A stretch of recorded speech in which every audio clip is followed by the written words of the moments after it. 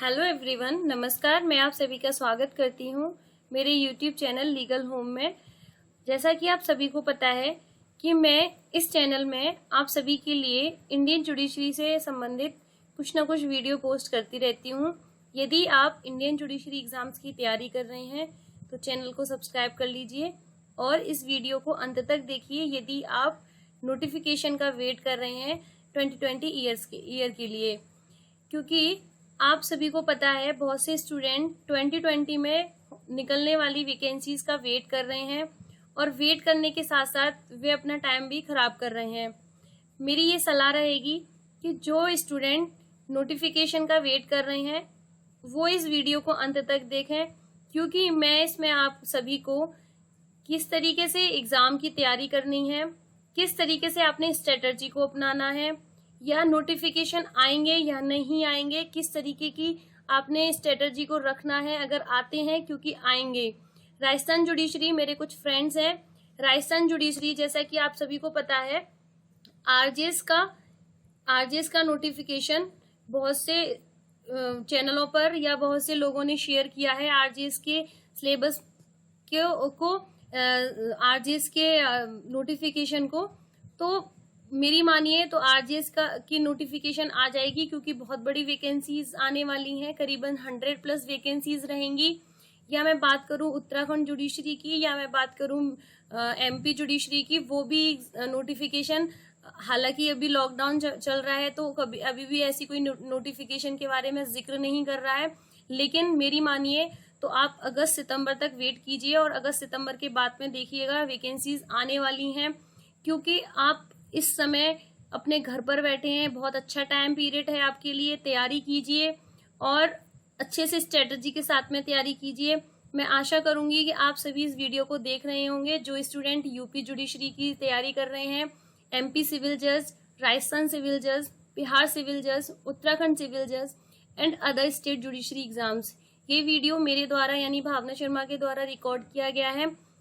मैं आशा करती हूँ कि आपको ये स्ट्रेटजी बाद में बहुत अच्छी लगेगी। आप अंत तक बने रहिए और मुझे कमेंट बॉक्स में बताइए यदि मैंने कुछ भी इसमें मिस किया है तो। चलिए शुरू करते हैं, बात करते हैं सिलेबस की। बहुत से स्टूडेंट्स सिलेबस ही नहीं निकालते हैं। मेरी मानिए तो आप सबसे पहले अपने नोटबुक में या अपनी नोट डायरी में सबसे पहले लिख लीजिए कि हमें एक सिलेबस तैयार करना है।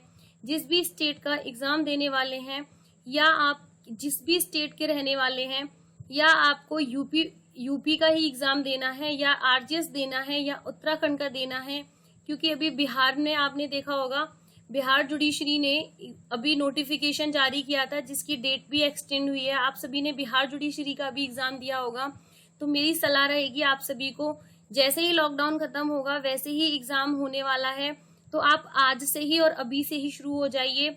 अगर आपने बिहार जुडिशरी का सिलेबस अभी तक नहीं निकाला है तो आप निकाल लीजिए। और अगर आपने स्ट्रेटजी को समझना है कि बिहार जुडिशरी में किस तरीके से पेपर आएगा और किस तरीके से क्वेश्चन पूछे जाएंगे, तो मैंने उसके ऊपर एक वीडियो बना रखा है। आप मेरी प्लेलिस्ट में जाकर उस वीडियो को भी देख सकते हैं। अगर आपसे वो भी नहीं होता है तो आप किसी भी साइट पे जाकर बिहार जुडिशरी की साइट पे जाकर या किसी भी स्टूडेंट से आप बोल सकते हैं, या आप टेलीग्राम पे जुड़ सकते हैं मेरे साथ में। तो मैंने वहां पे भी बिहार जुडिशरी के जो है सिलेबस को वहां पे अपलोड किया हुआ है। तो फ्रेंड्स, अब बात करते हैं कि आपने सिलेबस का सबसे पहले सिलेबस को निकालना है, और सिलेबस को निकाल के आप या तो प्रिंट कर लीजिए उसे, और या फिर आप उसे कहीं पर भी राइट डाउन कर लीजिए। राइट तो आपने कहीं भी अपने इस सिलेबस को राइट डाउन करना है या प्रिंट करना है, और उस प्रिंट को आपने याद रख लेना है। क्योंकि देखिए, हम होता क्या है कि हम लिखे हुए को भूल जाते हैं। हो सकता है हम कहीं पर भी प्रिंट करवा के रख लें और उसे एक बार देखते हैं उसके बाद भूल जाते हैं, लेकिन हमें सिलेबस हमेशा टिप्स पे याद होना चाहिए कि हमारे सिलेबस में आने वाला क्या है। उसी के अकॉर्डिंग स्ट्रेटजी को फॉलो कीजिए। बिना सिलेबस के कोई भी एग्जाम निकालना बहुत ही मुश्किल होता है। अगर आप सिविल सर्विसेज की तैयारी करने वाले स्टूडेंट्स को देखेंगे तो उनके रूम में या आप वो जहाँ पे रहते हैं, जैसे आपने दिल्ली में भी देखा होगा बहुत से स्टूडेंट्स की टेबल, बहुत से पेपरों से भरी हुई होती है, या उनकी दीवारें बिल्कुल आसपास पेपरों से और मोटिवेशनल स्पीकर्स के उनसे भरी हुई होती हैं। तो आप भी ऐसा ही कीजिए, आप अपने सिलेबस को डाउनलोड कीजिए या प्रिंट करवाइए या राइट डाउन कर लीजिए और उसे अपनी दीवार के ऊपर चिपका लीजिए, जहां आपकी जो नजर है ना वो अधिकतर जहां पर पड़ती है। क्योंकि इससे होगा क्या कि हम बहुत से स्टूडेंट है आलस कर जाते हैं कि सिलेबस मतलब अभी निकाला नहीं है या हम पढ़ाई कर लेंगे, क्योंकि कल किसी का आता नहीं है। आप सिलेबस आपके पास में होगा, आपके सामने होगा, तो आपको क्या होगा कि हमने ये तैयार करना है। मान के चलो आईपीसी आपका फेवरेट सब्जेक्ट है, आप फर्स्ट में आपने आईपीसी लिख लिया, तो आपको आईपीसी पढ़ने की बहुत इच्छा होगी, लेकिन होगा क्या, हम डिस्ट्रैक्ट हो रहे हैं उन चीजों से, जैसे कि फोन से, या टीवी शोज आते हैं, या अपने किसी फ्रेंड का मैसेज आ गया, या अभी गेम चल रहे हैं, पबजी वगैरह गेम बच्चे ज्यादा खेलते हैं, या अब टिकटॉक पे बहुत सारे वीडियोस ऐसे डाउनलोड कर लोग देखते हैं उनको, या इंस्टा पे ही अपना टाइम वेस्ट कर देते हैं। तो जो जुडिशरी की तैयारी कर रहे हैं, मेरी मानिए तो सबसे पहले आप अपने फोन को साइड रख लीजिए जब भी आप पढ़ रहे हैं। मैं ये नहीं कह रही हमेशा के लिए अपने फोन को साइलेंट कर दीजिए। आप जब भी पढ़ने के लिए तैयार हो रहे हैं या पढ़ना है आपको, उन आवर्स में आप अपने फोन को स्विच ऑफ करके रख दीजिए। मान के चलिए आप 2 आवर्स पढ़ते हैं और 2 आवर्स के लिए आपका फोन साइलेंट रहता है, या फिर आप उसे बंद करके आप किसी अलमारी में रख लेते हैं, या फिर आप अपने पेरेंट्स को भी दे सकते हैं उस फोन को। तो आप 2 आवर्स के लिए अपने फोन को भूल जाइए और सिलेबस को याद कीजिए। पहली स्ट्रेटजी यही होनी चाहिए आपको। जिस भी स्टेट जुडिशरी एग्जाम्स की तैयारी करनी है, आप उसका सिलेबस याद कर लीजिए, या तो आप उसे कहीं पर भी चिपका लीजिए या उसे लिख के अपने सामने टांग लीजिए। तो सबसे बड़ी चीज है सिलेबस।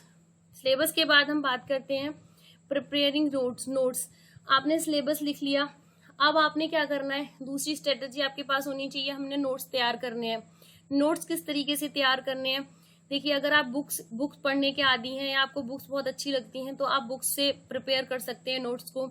अगर आपके पास बुक्स से पढ़ने की आदी नहीं है, तो आप बेयर एक्ट भी उठा सकते हैं। बेयर एक्ट लीजिए, प्लस उसमें एक ब्लैंक पेज लगा लीजिए। मैं बता देती हूँ आपको किस तरीके से तैयारी करनी है, प्रिपेयरिंग नोट्स कैसे करने हैं आपको। प्रिपेयर नोट्स जो है, आप एक ब्लैंक पेपर लगा लीजिए आपके बेयर एक्ट में, हर एक पेज के भीतर। तो आपको होगा क्या कि आपने वहां पे किसी केस ला का नाम पढ़ा, या केस ला आपने आया आपके पास आपके किसी उसमें, तो आपने साइड से लिख लिया। या आप किसी भी कोई भी क्लास ले रहे हैं, या अभी इस समय तो ऑनलाइन क्लासेस का ही टाइम है, या तो यूट्यूब पे आप क्लास लीजिए। बहुत से यूट्यूबर हैं जो कि अभी आपको पढ़ा रहे हैं अपना टाइम देकर। और अभी इस समय सबसे अच्छा प्लेटफॉर्म है यूट्यूब, दूसरा प्लेटफॉर्म है अनअकैडमी।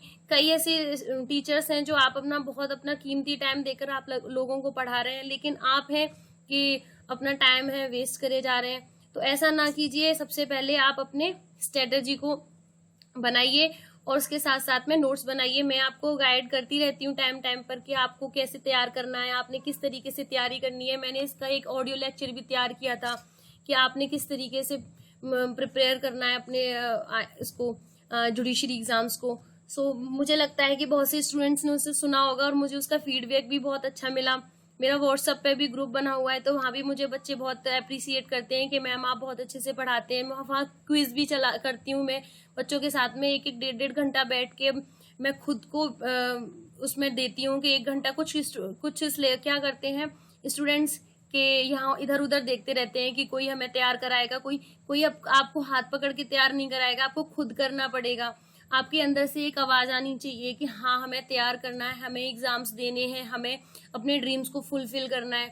तो आप उसमें लग जाइए, चाहे भले ही आपको कहीं भी किसी भी तरीके से कोई भी प्रिपेयर करा रहा है। मैं 2-2 घंटे दे के आपके लिए क्विज तैयार कराती हूँ और वहां पे बच्चे बहुत गलत जवाब देते हैं। और साथ ही साथ में मैं उनको कभी ऐसा नहीं बोलती हूँ कि आप प्रिपेयर कीजिए। मैं हमेशा उन्हें मोटिवेट करती हूँ, आप प्रिपेयर कीजिए, आप प्रिपेयर करेंगे, क्योंकि बूंद बूंद से ही मटका भरता है, ऐसा बोलते हैं, बूंद बूंद से सागर भरता है। तो हमें सागर तो नहीं चाहिए, लेकिन हमें मजिस्ट्रेट बन के एक छोटा सा मटका ही चाहिए ना। तो हमें तैयारी करना शुरू कर देनी चाहिए। तो आपने क्या करना है, बेयर एक्ट उठाना है और बेयर एक्ट को इस तरीके से रीड करना है कि आपको important side by side notes चलते रहने चाहिए आपके। साइड बाय साइड का मतलब है कि आप जो है एक पेज लगा लीजिए। ये मान के चलिए ये बेयर एक्ट है, मैं आपको एक ड्रॉ करके दिखा देती हूँ। जैसे ये बुक है, ये बुक का इस तरीके से बुक होती है।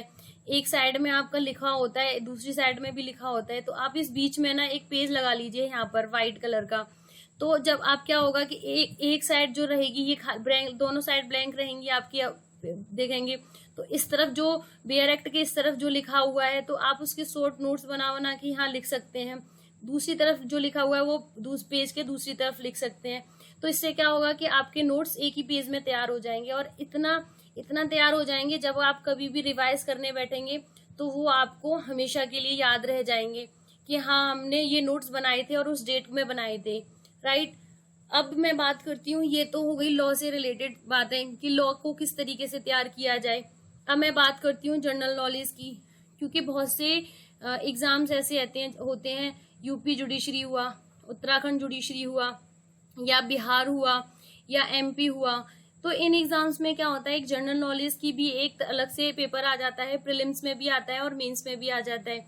यूपी में तो प्रीलिम्स में 100 नंबर का आता है, उत्तराखंड में भी 50 नंबर का आता है, और इसी तरीके से अदर स्टेट एग्जाम्स में भी इसी तरीके से आ जाते हैं।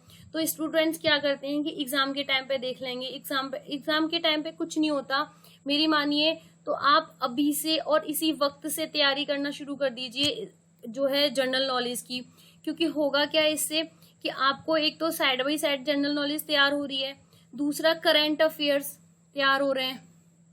करंट अफेयर्स बहुत इंपॉर्टेंट पार्ट रोल कर इसमें होते हैं। क्या जनरल नॉलेज का मतलब ये नहीं है कि आपने न्यूज़पेपर पढ़ लिया या आपने न्यूज सुन ली या आपने कुछ भी करंट में 2-4 लाइनें पढ़ ली, ऐसा नहीं है। करंट में देखिए हिस्ट्री से भी रिलेटेड आ जाते हैं, इकोनॉमी से भी रिलेटेड आ जाता है, कुछ कंप्यूटर से भी आ जाता है, कुछ जो है आपके क्या कहते हैं ज्योग्राफी से भी रिलेटेड आ जाता है। मतलब मोस्ट ऑफ द क्वेश्चन सारे मिलके आ जाते हैं। और प्लस करंट अफेयर्स तो बहुत इंपॉर्टेंट है। इंटरनेशनल लॉ आ जाता है, तो इंटरनेशनल लॉ में इंटरनेशनल न्यूज भी आ जाती हैं।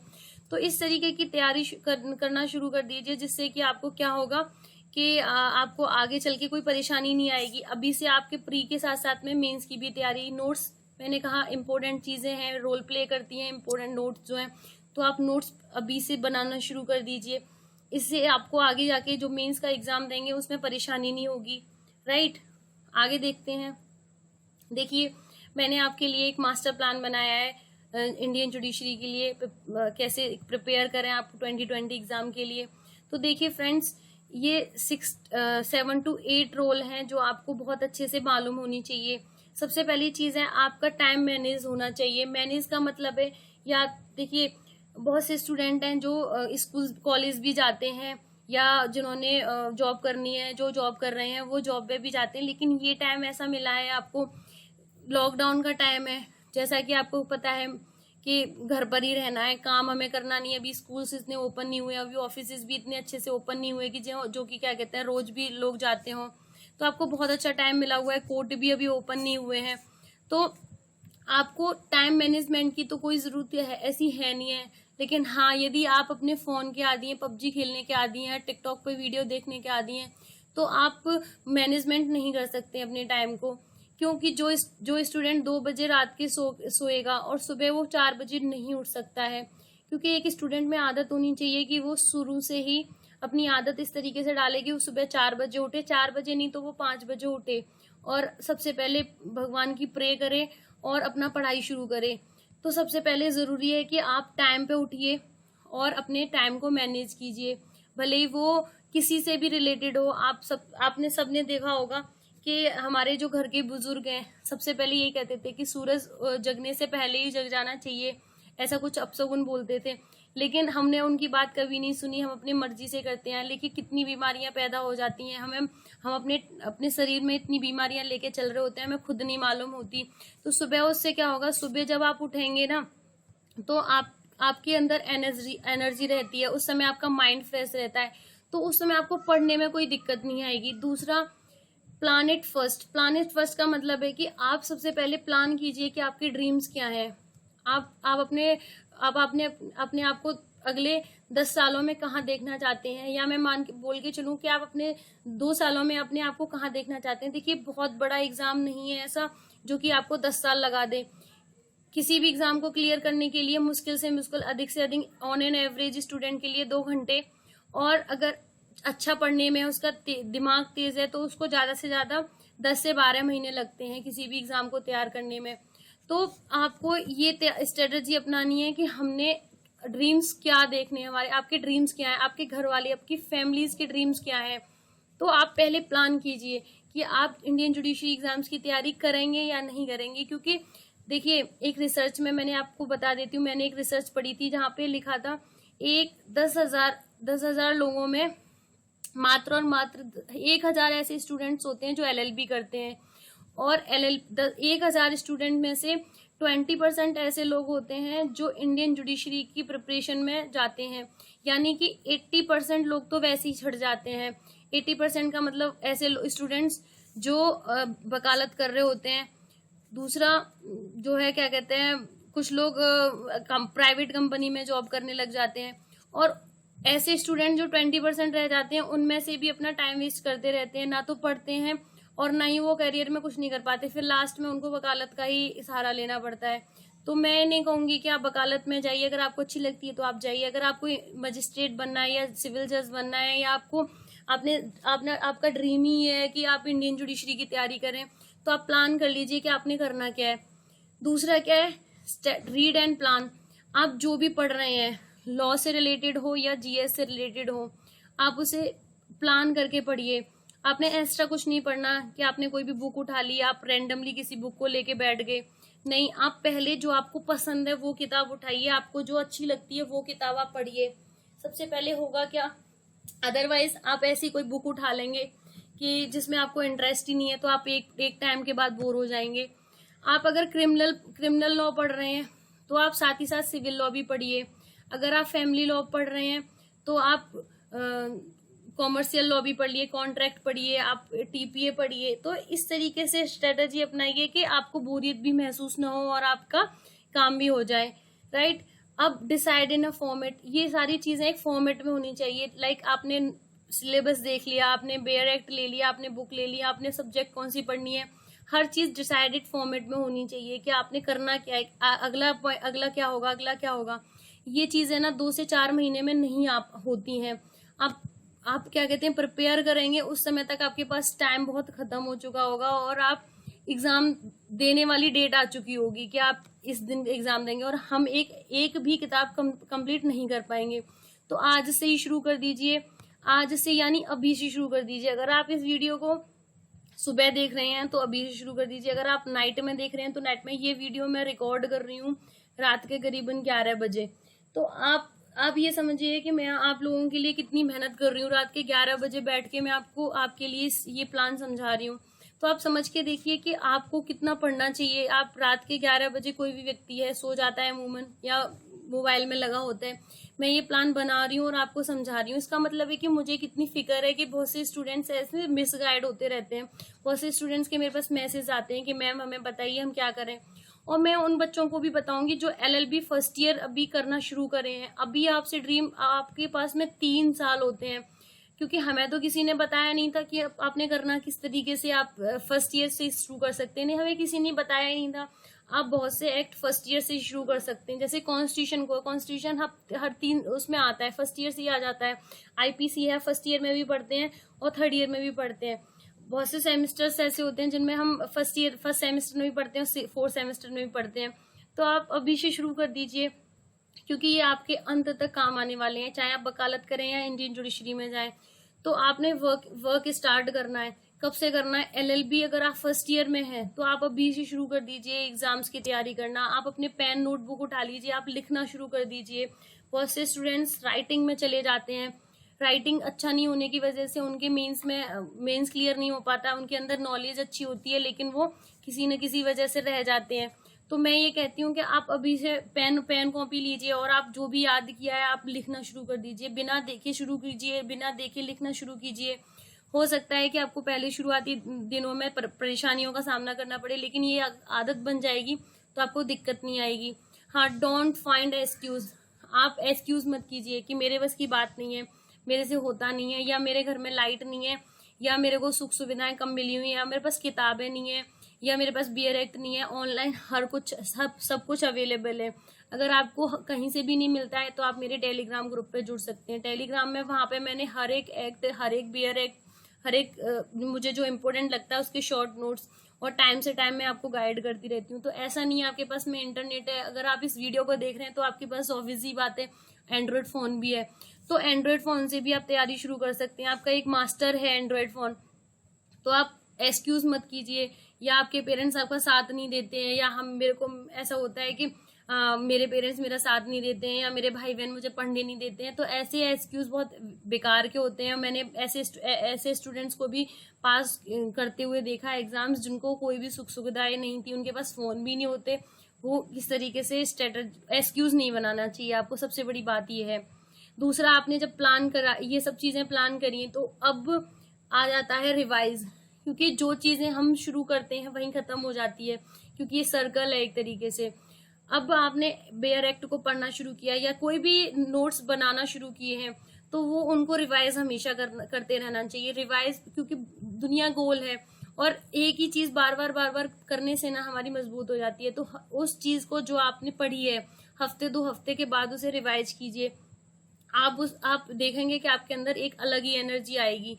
दूसरा, रिपीटेशन हमेशा करना चाहिए। किसी भी चीज का रिपीटेशन है, भले ही आप वीडियो भी देख रहे हैं, किसी की क्लास देख रहे हैं, जैसे कि मैंने यूट्यूब पे अभी आईपीसी और कॉन्स्टिट्यूशन की क्लास करना शुरू किया है। कुछ टाइम की वजह से मैं रेगुलर नहीं कर पाती हूँ, कि मुझे और भी कुछ काम करने होते हैं, मेरे रिसर्च से रिलेटेड मैं बहुत काम कर रही हूँ, तो उसमें भी मेरे को टाइम देना पड़ता है। मेरे वेबिनार्स होते हैं तो मुझे भी वहां भी टाइम देना पड़ता है, तो मैं उन चीजों में आपको रेगुलर नहीं दे पाती हूँ। लेकिन मैं प्रॉमिस करती हूँ अगले आने वाले दिनों में मैं आपको रेगुलर 2 से 3 क्लासेस, भले ही किसी भी सब्जेक्ट से हो, आईपीसी हो, सीआरपीसी हो, सीपीसी हो, इनसे रिलेटेड मैं आपको 2 3 क्लास एक दिन में दे दिया करूंगी, जिससे आपको परेशानी नहीं होगी। आप रिपीटेशन के साथ में पढ़िए, मेरे साथ पढ़िए। आप किसी भी वीडियो को देखते हैं तो आपने क्या किया, एक बार देख लिया वो वीडियो और आपको बोरियत महसूस होने लगती है, आप उसे सेव कीजिए, या आप उसे बार बार देखिए, 2 से 3 बार देखिए, तब जाके आपको वो क्लास समझ में आएगी कि किस तरीके से मैम ने हमें समझाया और किस तरीके से हमने ये याद करना है। तो मुझे उम्मीद है कि आपको ये सब चीजें समझ में आ गई होंगी, और आप इस वीडियो को अंत तक देख रहे हैं। अगर अंत तक देख रहे हैं तो thank you for watching this video, and more updates please subscribe legal home and do share with your friends, join the telegram, facebook and instagram। अगर आप मुझसे इंस्टाग्राम पे भी जुड़ना चाहते हैं तो लीगल होम्स को आप सर्च कीजिए इंस्टाग्राम पे, आपको लोगो भी दिख जाएगा, जो मेरा यूट्यूब पे लोगो है उसी तरीके से लोगो है। अरे इस इंस्टाग्राम पर और फेसबुक पे भी मैं हूँ, तो आप मुझसे वहां जुड़ सकते हैं। और मैंने व्हाट्सएप का नंबर यहाँ इसलिए नहीं दिया क्योंकि अननेसेसरी फोन आते हैं, मैसेजेस आते हैं, तो मैं परेशान हो जाती हूँ, तो मैं फोन नंबर तो नहीं दे सकती यहाँ पे। लेकिन हाँ, अगर आप मेरे को टेलीग्राम पे जुड़ेंगे तो मैं वहाँ पे लिंक दे देती हूँ, तो जिससे मेरे को आप वहां से जुड़ सकते हैं। तो आप यहाँ पे जुड़ लीजिए, ये मेरे लिंक है यहाँ पे भी दे रखे हैं, और मैं इसके वीडियो के अंत में डिस्क्रिप्शन बॉक्स में भी आपको दे दूंगी। मुझे उम्मीद है कि आपको ये स्ट्रेटजी आज की समझ में आ गई होगी, पसंद भी आई होगी, और अगर पसंद आती है तो लाइक कर दीजिए ना, और नहीं पसंद आती है तो डिसलाइक कर देना। और आपको और क्या जानकारी चाहिए वो मुझे कमेंट बॉक्स में बता देना। So have a great day, and great day तो नहीं, ग्रेट नाइट बोलूंगी, नाइट हो चुकी है, गुड नाइट। अगर आप इसे सुबह देख रहे हैं तो great day, have and last bye bye.